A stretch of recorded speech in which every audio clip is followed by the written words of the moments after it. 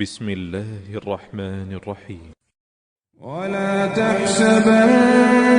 الذين قتلوا في سبيل الله أمواتا بل أحياء عند ربهم يرزقون فرحين بما آتاهم الله من فضله ويستبشرون بالذين لم يلحقوا بهم من خلفهم ألا خوف عليهم ولا هم يحزنون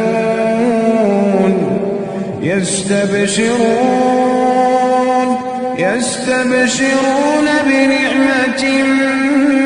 من الله وفضل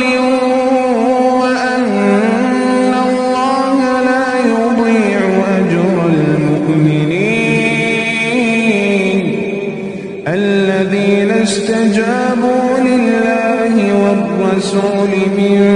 بعد ما أصابهم القرح للذين أحسنوا منهم واتقوا أجر عظيم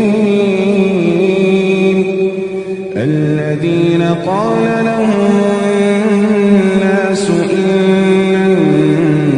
الناس قد جمعوا لكم فاخشوهم فزادهم